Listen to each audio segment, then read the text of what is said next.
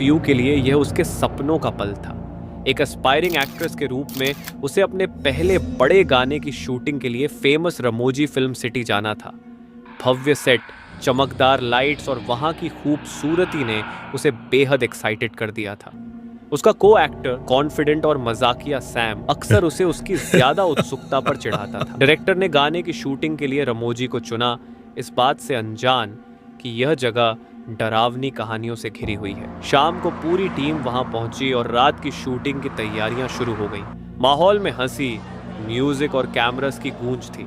लेकिन जैसे जैसे रात गहराती गई, एक अजीब सी खामोशी पूरे सेट पर छाने लगी। शूट के दौरान अचानक एक तेज हवा का झोंका आया। पीयू ने सैम से कहा, सुनो, कुछ अजीब नहीं है? इतनी गर्मी में इतनी ठंडी हवा कहाँ से आ रही है?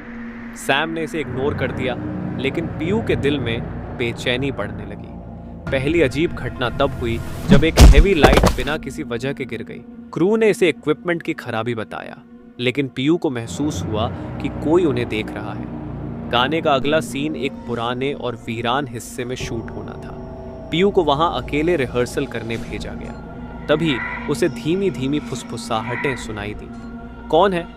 उसने डरते हुए पूछा, लेकिन जवाब नहीं मिला। जैसे ही उसने पीछे मुड़कर देखा, एक परछाई सफेद साड़ी में लिपटी हुई और बिखरे बालों वाली दिखी, जो अंधेरे में गायब हो गई।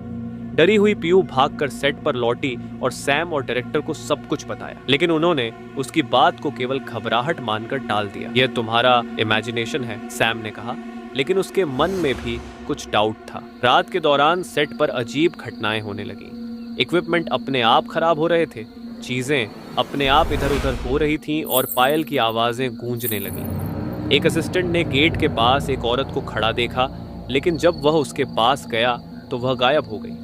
असल डर तब शुरू हुआ जब पीयू अपने अगले सीन की कॉस्ट्यूम बदलने वैनिटी रूम में गई। वहां उसे अचानक ठंड का एहसास हुआ। उसने जैसे ही पीछे मुड़कर देखा, चुड़ैल खड़ी थी। पीयू चीख उठी, लेकिन चुड़ैल ने उसे खींचकर अंधेरे की ओर ले जाना शुरू कर दिया। उसकी चीख सुनकर क्रू दौड़कर आया, लेकिन सैम ही ऐसा था जिसने वैनिटी रूम में जाने की हिम्मत की। वहां उसने देखा चुड़ैल उसके ऊपर मंडरा रही है। सैम ने हिम्मत जुटाकर पीयू का हाथ पकड़ा और उसे खींचते हुए चिल्लाया, भागो!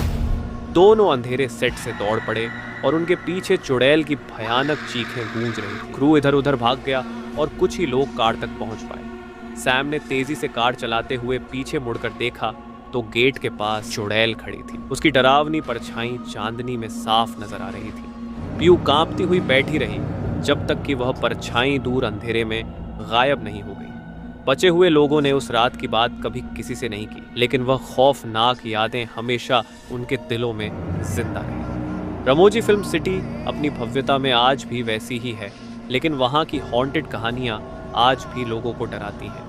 और आप, क्या आप रात के वक्त रमोजी फिल्म सिटी जाने की हिम्मत करेंगे? इसी तरह की और भी कहानियाँ सुनने और देखने के लिए हमारे चैनल को सब्सक्राइब करें। और अगर आप चाहते हैं कि अगली कहानी आप पर बने तो हमें इंस्टा पे फॉलो करें और वहाँ अपनी कहानी बताएं। मिलते रहेंगे अगले हफ्ते।